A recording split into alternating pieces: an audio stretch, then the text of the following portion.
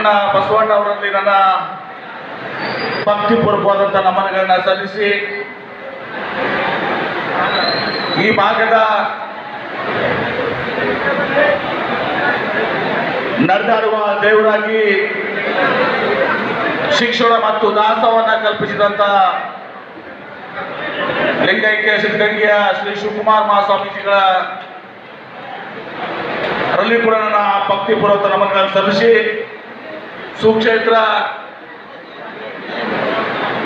ಶ್ರೀ ಸುತ್ತೂರು ಮಠದ ಪರಮ ಪೂಜ್ಯ ದೇಶಿಕೇಂದ್ರ ಮಹಾಸ್ವಾಮಿಗಳ ಪಾದಗಳಲ್ಲಿ ನನ್ನ ಭಕ್ತಿಪೂರ್ವಕ ನಮನಗಳನ್ನು ಸಲ್ಲಿಸಿ ಆದಿಚುಂಚನಗಿರಿಯ ಪರಮ ಪೂಜ್ಯ ಲಿಂಗೈಕ್ಯ ಶ್ರೀ ಬಾಲಗಂಗಾಧರ ಮಹಾಸ್ವಾಮೀಜಿಗಳ ಕೂಡ ನನ್ನ ಭಕ್ತಿಪೂರ್ವಕ ಪ್ರಮಾಣಗಳನ್ನು ಸಲ್ಲಿಸಿ ಐತಿಹಾಸಿಕ ಮಂಡ್ಯ ಜಿಲ್ಲೆಗೆ ತನ್ನದೇ ಆದಂತ ಒಂದು ಐತಿಹಾಸಿಕ ಹಿನ್ನೆಲೆ ಇದೆ. ಎಷ್ಟೋ ಸಂದರ್ಭದಲ್ಲಿ ಹೇಳ್ತಾರೆ Mandya is India, India is Mandya ಅಂತೇಳಿ. ಈ ಐತಿಹಾಸಿಕ ಮಂಡ್ಯ ಜಿಲ್ಲೆಯಲ್ಲಿ ನಮ್ಮ ಕಾಂಗ್ರೆಸ್ ಪಕ್ಷದ ಲೋಕಸಭಾ ಅಭ್ಯರ್ಥಿಗಳಾದ ಶ್ರೀ ಸ್ಟಾರ್ ಚಂದ್ರು ಅವರು, ವೆಂಕಟರಮಣಗೌಡ ಅವರ ಒಂದು ಚುನಾವಣಾ ಪ್ರಚಾರದಲ್ಲಿ ನಮ್ಮ ವೀರಶೈವ ಲಿಂಗಾಯತ ಮಹಾಸಭೆ ಸಂಘಟನೆಗಳು, ಎಲ್ಲ ಬಸವಪರ ಸಂಘಟನೆಗಳು ಹಾಗೂ ಎಲ್ಲ ಪದಾಧಿಕಾರಿಗಳು ಮತ್ತು ಮಹಾಜನತೆ, ಎಲ್ಲ ನನ್ನ ಆತ್ಮೀಯ ತಾಯಂದಿರು, ಸಹೋದರ ಸಹೋದರಿಯರು, ಯುವಕ ಮಿತ್ರರು ಸೇರಿದಂತ ಈ ಒಂದು ಸಭೆಯಲ್ಲಿ ಜಿಲ್ಲಾ ಉಸ್ತುವಾರಿ ಸಚಿವರು, ಮಂಡ್ಯದ ಒಬ್ಬ ಪ್ರಭಾವಿ ನಾಯಕರು, ಅಭಿವೃದ್ಧಿಯ ಅಧಿಕಾರರು ಶ್ರೀ ಚಲುವರಾಯ ಸ್ವಾಮಿ ಅವರೇ,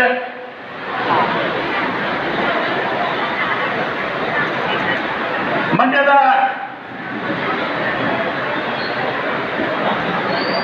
ಶಾಸಕರಾದಂತ ರವಿಕುಮಾರ್ ಅವರೇ, ಶ್ರೀರಂಗಪಟ್ಟಣದ ಶಾಸಕರಾದ ಶ್ರೀ ರಮೇಶ್ ಬಂಡಿಸಿದ್ದೇಗೌಡ ಅವರೇ, ಮೇಲ್ಕೋಟೆ ವಿಧಾನಸಭೆಯ ಶಾಸಕರಾದ ಶ್ರೀ ದರ್ಶನ್ ಪುಟ್ಟಣ್ಣ ಅವರೇ, ಮಾಜಿ ಶಾಸಕರಾದ ಶ್ರೀ ಶ್ರೀನಿವಾಸ್ ಅವರೇ, ನಮ್ಮ ಕಾರ್ಯಾಧ್ಯಕ್ಷರಾದ ಚಿದಂಬರೇ, ಶ್ರೀನಿವಾಸ್ ಅವರೇ, ಯೋಗೇಶ್ ಅವರೇ, ಈ ಕಾರ್ಯಕ್ರಮವನ್ನು ಆಯೋಜಿಸಲು ಶ್ರಮಿಸಿದಂತ ಎಲ್ಲ ನನ್ನ ಆತ್ಮೀಯ ರುದ್ರನವರು ಒಳಗೊಂಡು ಎಲ್ಲ ನನ್ನ ಆತ್ಮೀಯ ಸಹೋದರರೇ, ಮಾಧ್ಯಮದ ಸ್ನೇಹಿತರೆ, ಇವತ್ತು ಮಂಡ್ಯದ ಲೋಕಸಭೆ ಚುನಾವಣೆ ಇಡೀ ರಾಜ್ಯದ ದೇಶದ ಗಮನವನ್ನು ಸೆಳೆದಿದೆ. ನಮ್ಮ ಕಾಂಗ್ರೆಸ್ ಪಕ್ಷದ ಅಭ್ಯರ್ಥಿ ಶ್ರೀ ಸ್ಟಾರ್ ಚಂದ್ರು ಅವರು ಓರ್ವ ಸರಳ ಸಜ್ಜನ ಕಾಯಕ ಜೀವಿಯವರು. ಅವರು ತಮ್ಮ ಕಾಯಕವನ್ನು ಮಾಡಿಕೊಂಡು ಜನರಿಗೆ ಸಹಾಯವನ್ನು ಮಾಡುವ ಮೂಲಕ ತಮ್ಮದೇ ಆದಂತ ಒಂದು ಕೊಡುಗೆಯನ್ನು ಕೊಟ್ಟಿದ್ದಾರೆ. ಯಾಕೆ ನಾನು ನೀರಾವರಿ ಸಚಿವನಾಗಿದ್ದಾಗೂ ಕೂಡ ಚಂದ್ರು ಅವ್ರನ್ನ ಗಮನಿಸಿದ್ದೀನಿ. ಅವರು ಉಳಿದ ಕಾಂಟ್ರಾಕ್ಟರ್ ತರ ಆಡಂಬರ ಆಗಲಿ, ಇನ್ನುಳಿದ ಒಂದು ದರ್ಪಣ ತೋರಿಸುವಂತ ವ್ಯಕ್ತಿಗಳಲ್ಲಿ ಅವರು ತಾವು ಸಹಾಯ ಮಾಡಿ ಅನೇಕರಿಗೆ ತಮ್ಮ ಅಡಿಗೆಯಲ್ಲಿ ಕೆಲಸ ಮಾಡಿದವ್ರಿಗೆ ಸಹಾಯ ಮಾಡ್ಕೊಂಡು ಬಂದಂಥವ್ರು.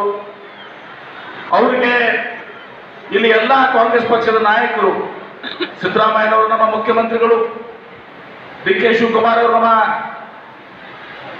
ಕೆಪಿಸಿಸಿ ಅಧ್ಯಕ್ಷರು, ಉಪಮುಖ್ಯಮಂತ್ರಿಗಳು ಹಾಗೂ ಚಲುವರಾಯಸ್ವಾಮಿ ಅವರು, ರಮೇಶ್ ಪಂಡಿತಗಳು ಅವರು ಎಲ್ಲರೂ ಕೂಡ ಸಹ ನಮ್ಮ ದರ್ಶನ್ ಪುಟ್ಟಣೆ ಅವರು ಎಲ್ಲರೂ ಕೂಡಿ ಒಂದು ಸಹ ಅವ್ರನ್ನ ಅಭ್ಯರ್ಥಿಯಾಗಿ ಒಂದು ಸಹ ಮಾಡಿದ್ದಾರೆ.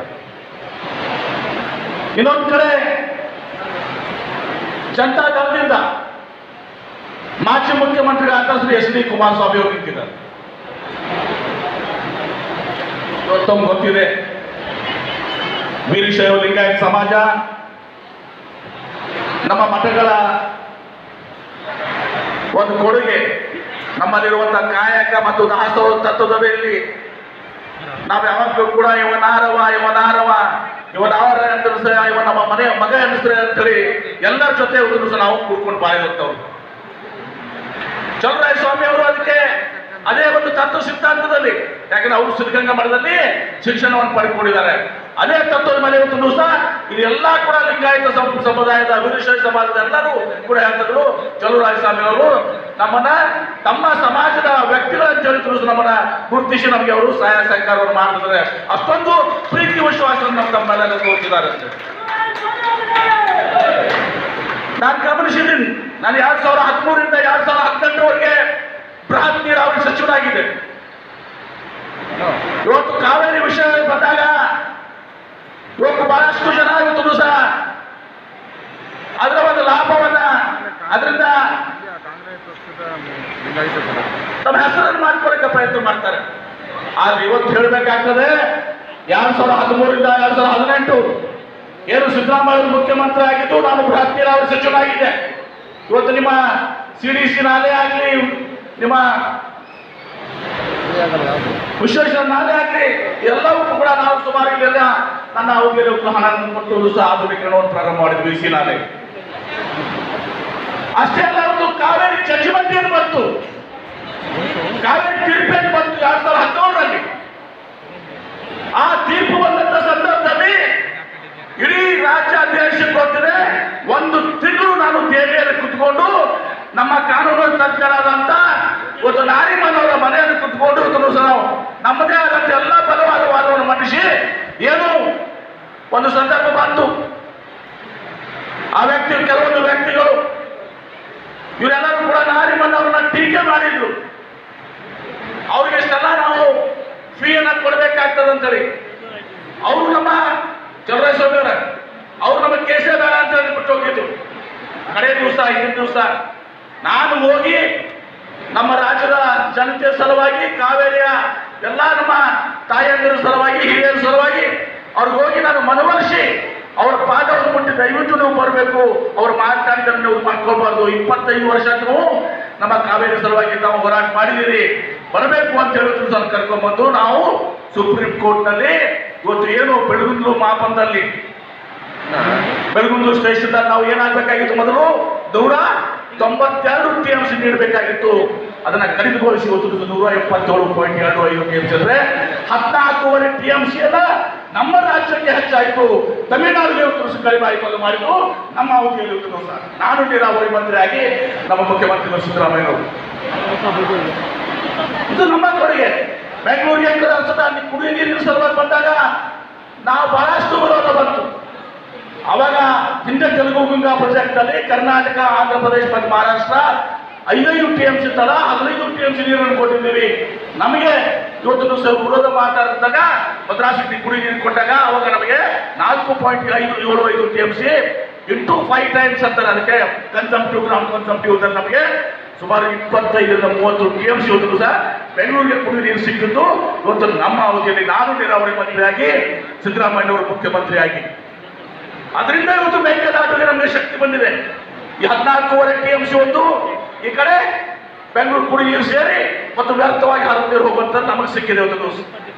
ಇದು ಕಾವೇರಿಗೆ ನಾನು ಉತ್ತರ ಕರ್ನಾಟಕದವರಾಗಿದ್ರು ಕೂಡ ಸಿದ್ದರಾಮಯ್ಯ ಅವರ ನೇತೃತ್ವದಲ್ಲಿ ಅವರು ನನಗೆ ನೀರಾವರಿ ಸಚಿವರು ಮಾಡಿದ್ರಿಂದ ಹೋರಾಟ ಮಾಡಿ ಜಾಗರಿಸಿ ಇವತ್ತು ಕಾವೇರಿಯಲ್ಲಿ ನ್ಯಾಯವನ್ನು ಒದಗಿಸುವಂತಹ ಒಂದು ಪ್ರಯತ್ನವನ್ನು ಮಾಡಿದಂಥವ್ರು ನಾವು. ಅವರು ಮಾತ್ರ ಬಹಳ ಹೆಮ್ಮೆಯಿಂದ ಗರ್ವದ ಮಾತ್ರ ಹೇಳಕ್ಕೆ ಬಯಸ್ತಾರೆ. ಇವತ್ತು ಬರ್ತಾರೆ ಅನೇಕ ವಿಚಾರಗಳಲ್ಲಿ 20 ತಿಂಗಳು ಕುಮಾರಸ್ವಾಮಿ ಅವರು, 20 ತಿಂಗಳು ಯಡಿಯೂರಪ್ಪನವರು ಅಂತೇಳಿ 20 ತಿಂಗಳು ಇದೇ ಕುಮಾರಸ್ವಾಮಿ ಅವರು ಅಧಿಕಾರವನ್ನು ಅನುಭವಿಸಿದ್ರು. 20 ತಿಂಗಳು ಮಾತ್ರ ನುಡಿದಂತೆ ನಡಿಬೇಕು. ನುಡಿದಂತೆ ನಡೆದೆ ಇವತ್ತು ಅಧಿಕಾರವನ್ನ ಹಸ್ತಾಂತರ ಮಾಡಿದೆ. ಇವತ್ತು ಯಡಿಯೂರಪ್ಪನವರು ಮುಖ್ಯಮಂತ್ರಿ ಆಗ್ರ ಹಾಗೆ ನೋಡ್ಕೊಂಡಂತವ್ರು ಯಾರು? ಅದು ಎಸ್ ಡಿ ಕುಮಾರಸ್ವಾಮಿ ಅವರು.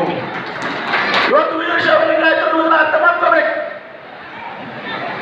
ನಮ್ಮವ್ರಿಗೆ ಇವತ್ತು ಅಧಿಕಾರ ಹಸ್ತಾಂತರ ಮಾಡ್ಲಿಕ್ಕೆ ನಾಳೆ ಯಡಿಯೂರಪ್ಪನವ್ರು ಬರ್ತಾರೆ, ವಿಜೇಂದ್ರ ಬರ್ತಾರೆ, ಮನಸ್ಸಲ್ಲಿ ನೋವು ಬಹಳಷ್ಟು ಇರ್ತದೆ.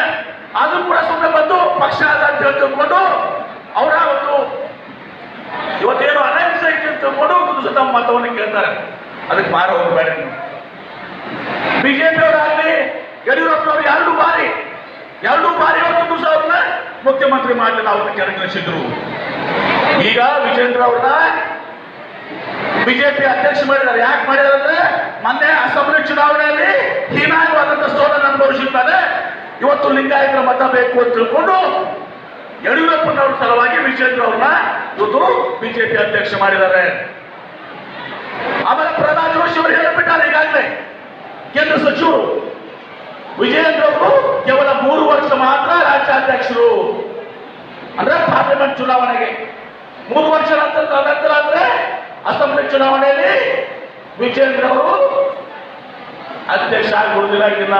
ಇದು ಬಿಜೆಪಿಯವರು ಲಿಂಗಾಯತರನ್ನ ಉಪೇಕ್ಷಿತ ಮಾಡಿಕೊಂಡ ಕೆಲಸಗಳು ಇವತ್ತು ದಿವಸ. ಅದಕ್ಕೆ ಮಾತು ಹೋಗಬೇಡ್ರಿ.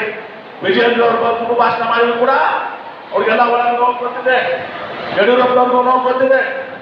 ಹೀಗಾಗಿ ಇವತ್ತು ಲಿಂಗಾಯತ ಸಮುದಾಯ ಇವತ್ತು ಕಾಂಗ್ರೆಸ್ ಪಕ್ಷದಲ್ಲಿ ಪಿ ಡಿ ಶಂಕಿ ಅವ್ರನ್ನ, ವೀರೇಂದ್ರ ಪಾಟೀಲ್ ಅವ್ರನ್ನ, ನಿಜಲಿಂಗಪ್ಪ ಅವ್ರನ್ನ, ಎಸ್ ಆರ್ ಖಂಡ್ರೆ ಅವ್ರನ್ನ ಇವತ್ತು ಎಲ್ಲರನ್ನ ಕುಟುಂಬ ಸಹ ಮುಖ್ಯಮಂತ್ರಿ ಮಾಡಿದ್ದು ಕಾಂಗ್ರೆಸ್ ಪಕ್ಷ. ಆ ಹಿನ್ನೆಲೆ ಒಂದು ನಮ್ಮ ಕಾಂಗ್ರೆಸ್ ಪಕ್ಷಕ್ಕೆ ಮತ್ತು ವೀರಶೈವ ಲಿಂಗಾಯತಕ್ಕೆ ಒಂದು ಬಾಂಧವ್ಯ ಇದೆ. ಬರುವಂತ ದಿವಸಗಳಲ್ಲಿ ಇವತ್ತು ಲಿಂಗಾಯತ ಸಮುದಾಯಕ್ಕೆ